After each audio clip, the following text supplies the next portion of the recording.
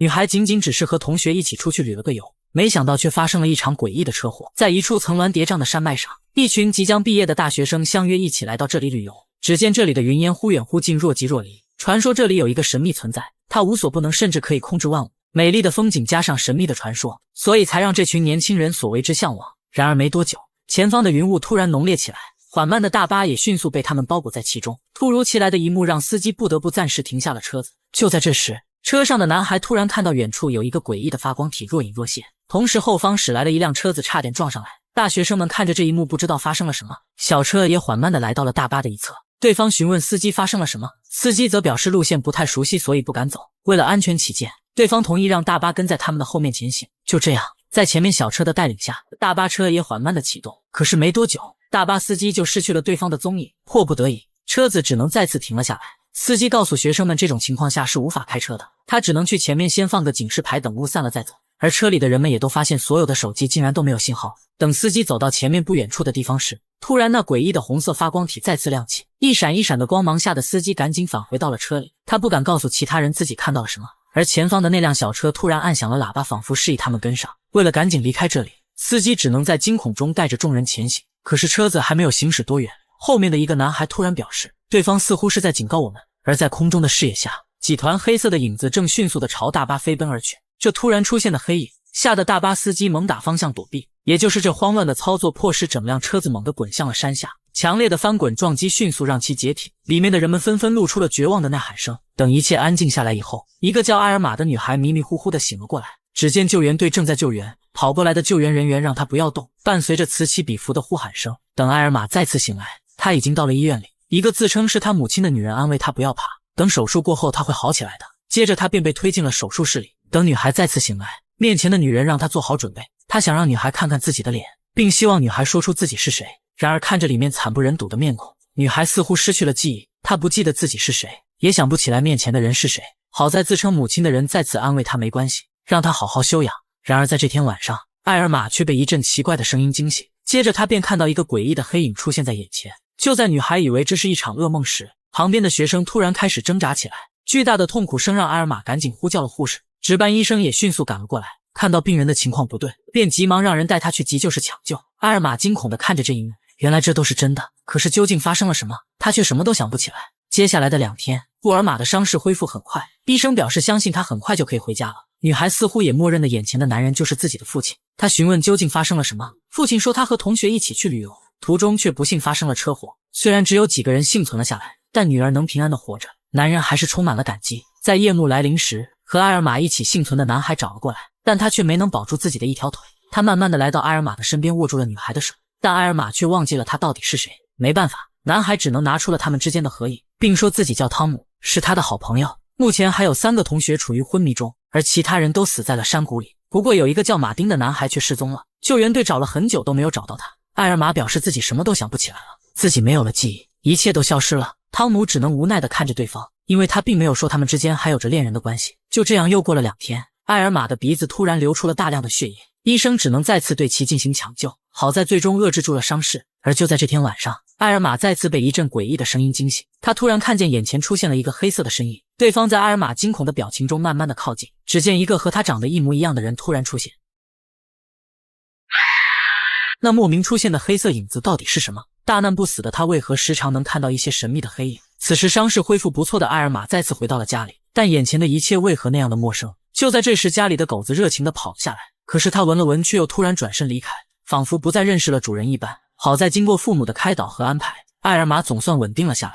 另一边，警方找到了汤姆这里，经过对其他死者的验尸报告发现，在车祸前竟然有很多人都曾服用过违禁品，而汤姆所说的雾里有黑色影子在移动。警方认为那或许是因为违禁品的作用产生了幻觉。尽管汤姆表示那一切都是真的，可是面对如此天方夜谭的说法，警方根本不会相信。在家里的埃尔玛为了和狗子能够熟络起来，他拿起一团红线准备和他玩耍一番，但狗子面对他扔过去的线团似乎有点无动于衷，不过好像又看到了什么，跑到旁边不停地叫唤起来。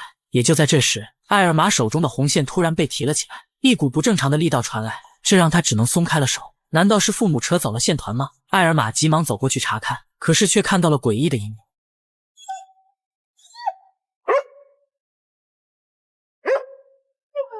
在夜幕来临时，艾尔玛再次听到了一阵奇怪的声音，他顺着声音的方向来到了大厅里，看到了那个红色的线团依然摆在桌子上。难道自己因为车祸产生了什么后遗症吗？艾尔玛决定喝点水缓解一下压力。可就在这时，外面的狗子再次叫了起来。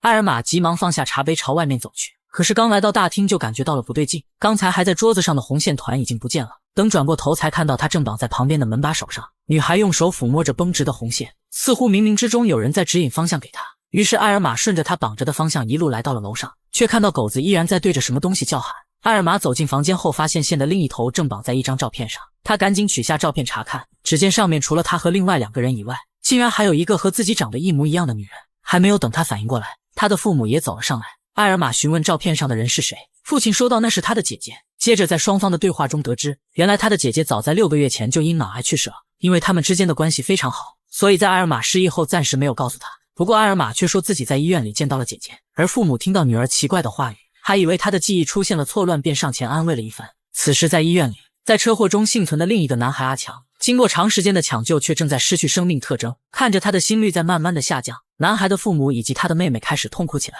另一边，正躺在床上的汤姆突然听到了一阵奇怪的声音，他起来后便看到了极为诡异的一幕。只见他的手机自动开始拨号，一个和阿强长相一样的人似乎在向他求救。汤姆赶紧打开了灯，可是刚才的人影已经消失不见。与此同时，医院里的阿强突然诡异的抽搐起来，然后在其母亲震惊的表情下，他似乎再次活了过来。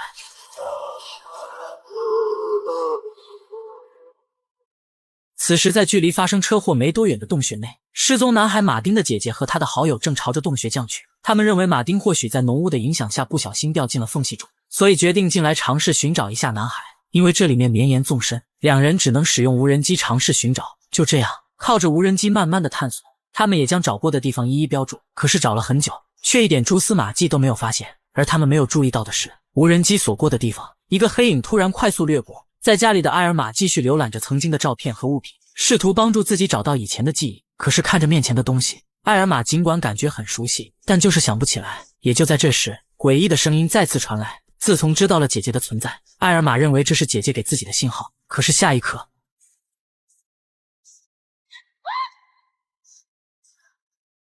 艾尔玛不明白姐姐这是什么意思。为了弄清楚对方想要表达的是什么，他用那团红线做了一个简易的通话装置，一头放在了自己的房间里，另一头放在了经常和姐姐待着的木屋里。等他把东西弄好以后，他开始对着空气喃喃地说道，如果姐姐现在想要和自己说话，可以尝试用这个通话装置试一下。看到并没有什么回应，艾尔玛便躺在了床上等待姐姐的回复。然而没多久，一阵滴答滴答的声音突然传来，艾尔玛赶紧走过去查看，发现正是那个通话用的小罐子。当他拿到耳朵上听时，却并没有任何声音传来。艾尔玛主动询问是不是姐姐在那里，可是依然没有任何答复。就在这时，旁边却再次出现了诡异的光芒，那渗人的声音吓得艾尔玛直接拿起了旁边的刻刀。他感觉对方这一次似乎来者不善，而且不知道这到底是不是自己的姐姐，于是呼叫对方赶紧现身。可是他的手臂突然被控制了起来，接着便朝着自己的额头划过。在艾尔玛还没有反应过来时，对方猛地扑了过来。艾尔玛被扑到的瞬间尝试捡起那把刻刀，可是刻刀却被对方控制了起来，眼见就要刺向自己。艾尔玛一把抓住了他，但他强大的力道依然疯狂地朝着艾尔玛的手臂刺去。女孩极力地反抗着，同时镜中的画面也看到黑影准备杀掉艾尔玛。只见刻刀离脖子越来越近，就在这危急时刻，艾尔玛的父母突然赶了过来，黑影也即刻消失不见。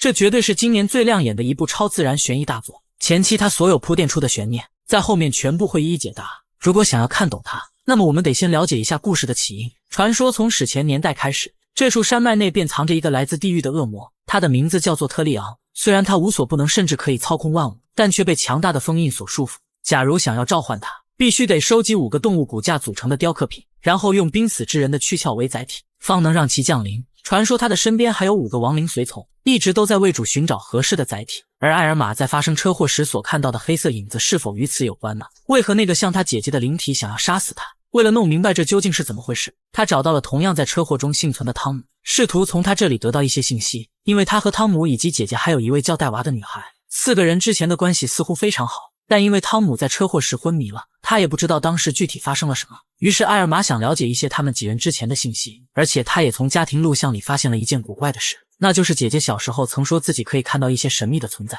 当时只是以为姐姐编造的故事，而如今自己也可以看到了。汤姆也随即说道，在阿强濒临死亡的那晚，他在家里看到了对方求助自己的灵魂，可是，一转眼对方就消失了。事后听说阿强当时在医院又活了过来，尽管这有点不可思议，但是汤姆却认为这有点不太对劲，而他也开始向艾尔玛讲述了他们几个人从前的经历。在很早之前，艾尔玛的双胞胎姐姐若拉就说自己能常常看到一些灵体，其他几个人比较好奇她长什么样子。若拉表示她类似于光线透过玻璃照进来的样子，而且看到她的时候，自己却感觉不到任何害怕。当时其他人只是认为她讲了个有趣的故事，所以并没有太在意。而且因为几个人之间的关系非常好，他们时常相约一起出去旅游。而就在那天晚上他们露营时，汤姆半夜被一阵声音吵醒，他起身便看到若拉在一边不停地对谁说着什么，好奇心驱使汤姆用手电照了过去。也就在那时，他也看到了若拉口中所说的灵体存在。汤姆表示他也问过若拉，但若拉似乎也不知道对方是谁。本以为这种事并不能影响他们平静的生活，可是若拉却突然得知自己患了绝症，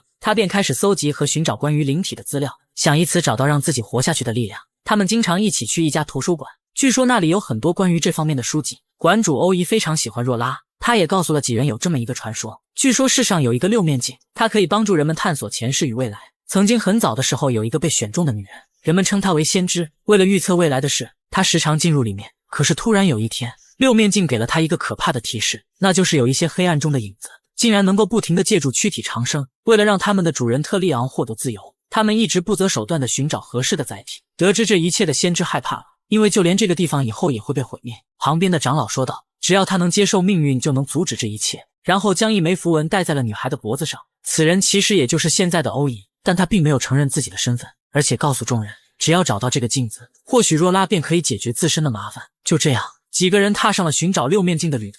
他们根据线索一路来到了山上，首先在这里看到了一个奇怪的黑色石头，然后根据上面的符文提示，几个人又来到了一处洞穴里。果然如书中所言，这里面竟然真的有一座废弃的城堡。经过几人不停的寻找，他们却没有找到那传说中的六面镜。在夜幕来临时，几人又不得不来到外面露营。若拉表示不管如何，在未来的几个月里，他们都要活到最精彩。看着他哽咽的话语，其他人也赶紧安慰了他。在晚上醒来后的汤姆发现若拉不知道去了哪里，他赶紧来到了地下的城堡里，也在这里看到那所谓的大门，竟然就是六面镜的镜子。此时里面正在传出若拉凄惨的叫声。就在汤姆不知所措时，镜面被打开了，汤姆迅速走过去扶住了若拉，而若拉也说道，那传说的确是真的，但是千万不要让埃尔玛和戴娃进来。原来想要得到答案，得需要付出很大的代价。尽管若拉并没有得到让自己活下去的答案，但她却看到了一个可怕的秘密，那就是有一些黑色的亡灵正在借助人们长生。当时若拉并不知道这是什么意思，加上病情的恶化，她反而看开了一切。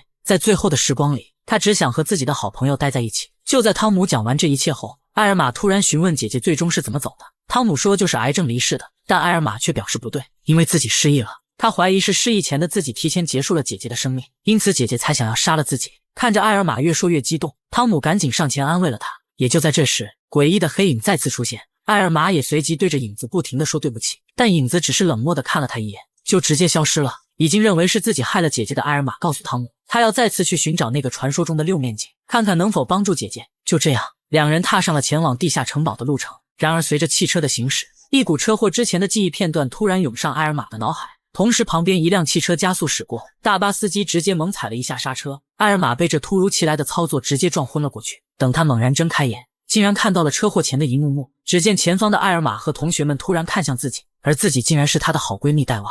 戴娃看着自己的双手，惊恐地叫喊停车。也就是那时突然发生了车祸，她再次惊醒，女孩似乎全部想起来了，她疯狂大喊让司机停车，然后不顾汤姆的叫喊迅速地离开了这里。原来自己根本就不是埃尔玛，而是几人之中那个叫戴娃的女孩。此时让我们再次回到车祸发生的那段时间里，在大巴被浓雾包围的时候，车上的戴娃突然不停地说着停车，埃尔玛也随即看向了他。也就在这时，黑色的影子迅速朝着大巴跑去。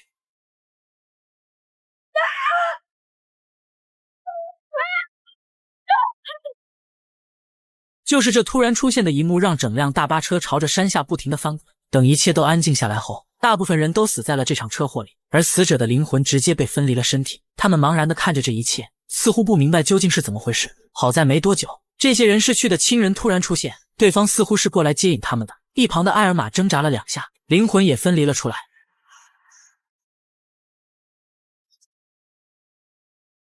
旁边的戴娃眼含泪水地告诉他，自己的身体被砸烂了。也就在这时，车子上的汤姆大声呼救着，可是他根本看不到这些人的灵魂。当埃尔玛走过去时，汤姆感觉看到了一束光，但接着他就昏迷了过去。与此同时，艾尔玛病逝的姐姐过来了，她伸出了手过来准备接走戴娃，戴娃却询问艾尔玛怎么办。若拉表示艾尔玛的时间还没到，她希望戴娃赶紧离开，并说如果再不走就可能走不了了。可是戴娃并没有过去。随着若拉的消失，一些诡异的黑影迅速跑了过来，这些或许就是那些游荡在世间的亡灵，想要以人的躯壳为载体来重生。只见他们闻着气味开始寻找那些濒死之人，其中一个黑影似乎找到了一个，他直接朝着对方的身体钻了进去。或许随着时间的推移，他会吞噬原本虚弱的灵魂，从而占据本体。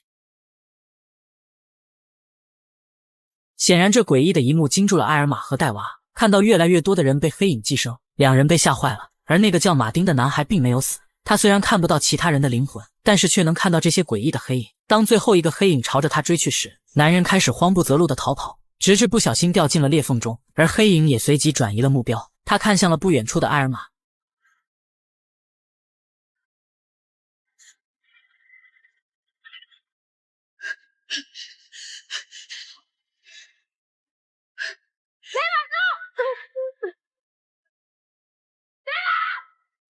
艾尔玛突然出现在了医院里，原来是借他身体重生的戴娃被送到了这里。尽管艾尔玛不明白这到底是怎么回事，但他伸手叫喊时，却又被传送到了另一个地方。只见前方的天空上一个巨大的红色标记突然出现，他似乎在指引着艾尔玛向前方走去。此时他跟着红光一路走来，进入到了由一堆石头组成的怪阵内，可是走了一圈都不明白这是什么东西。也就在这时，旁边突然出现了一些曾经的记忆碎片，女孩看着如此熟悉的一幕，直接走了进去。只见那时的她和姐姐还小，一家人快乐的在家看着电视。姐姐若拉似有所感，她扭头看向了这边的艾尔玛。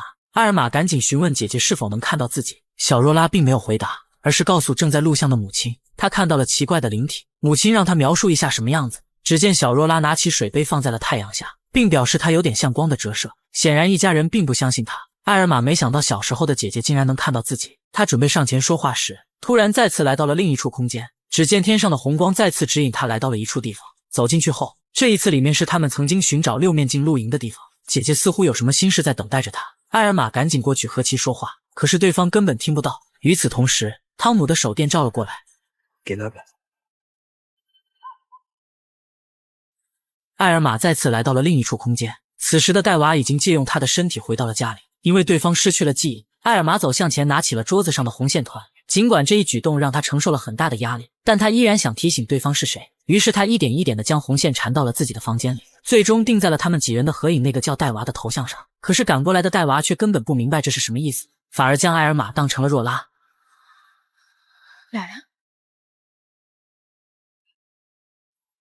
等艾尔玛反应过来后，他又来到了一处奇怪的地方，竟然在这里看到了呆滞的阿强。若拉走向前询问他发生了什么，但阿强却伸出了手。也就在这时，他突然看到了对方的记忆画面。原来当初那神秘的黑影剥夺了他的身体，以至于真正的阿强无法进入。当松开手后，阿强希望他能带自己回去。说完就带着艾尔玛来到了一处洞口。阿强说道，他必须要夺回自己的身体，否则以后将永远被困在这里，而那些痛苦回忆可增强他的力量。就这样，艾尔玛再次走进了石堆里，这里面有着各种时间线的记忆碎片，比如和姐姐一起时的最后时光，也在这里看到了姐姐病逝的真相。原来因为若拉经受不住病痛的折磨，她选择让戴娃亲手结束自己最后的旅程。看着对方被折磨得不成样子，戴娃答应了他亲手送了若拉一程。这一幕也被艾尔玛看在了眼里。等他上前呼叫姐姐时，场景却再次发生了改变，同时看到了戴娃正在试图联系自己，于是他愤怒地叫喊了出来，也的确引起了对方的注意。但因为愤怒的加持，戴娃察觉到了不对，他拿起刻刀询问艾尔玛到底是谁，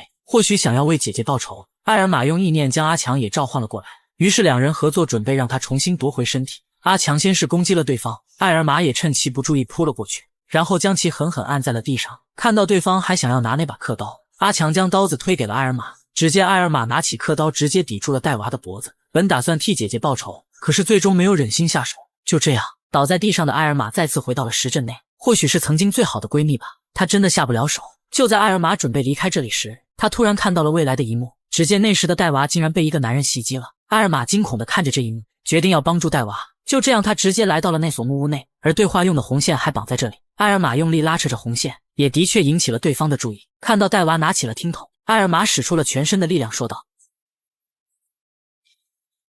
戴娃 ten cuidado. Van a matarte. No te tengo miedo.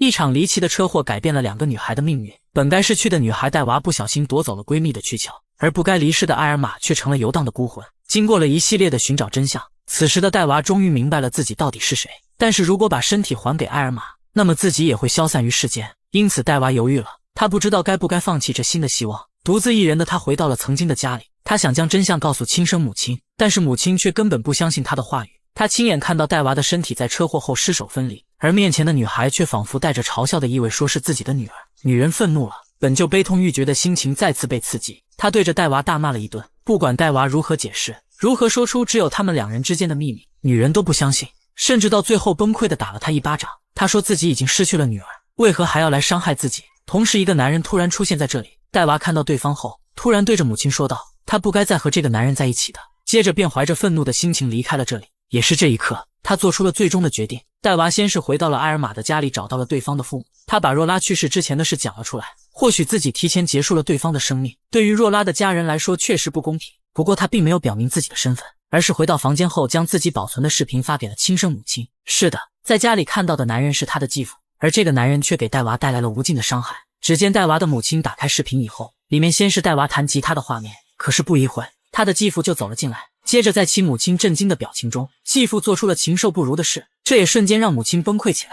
没想到身边的男人竟然如此对待自己的女儿。只见他拿起剪刀找到了男人，然后就是一场愤怒的报复。此时的戴娃来到了小木屋里，他想让埃尔玛出来聊一聊，可是不管他怎么说，对方都没有现身。也就在这时，家里的狗子突然叫了起来，原来是继父找了过来。他以为是埃尔玛将视频发给了戴娃的母亲，因此拖着受伤的身体前来质问女孩，同时撒谎表示是戴娃故意操作了这一切，想以此拿走那部带有视频的手机。但他不知道的是，面前的女孩就是戴娃。戴娃愤怒地说道，他会将视频发给所有的人，甚至包括警方。也是这句话惹怒了男人，男人直接动起了手。他先是将戴娃摔在了地板上，然后狠狠掐住了对方的脖子。没多久，戴娃就失去了意识。赶过来的埃尔玛突然看到这一幕，他直接猛地上前推开了男人，而男人看到了这一幕后突然就懵了。当埃尔玛的力量用尽后，只见戴娃的灵魂再次显现，在男人惊恐的目光下，他愤怒地撞了过去。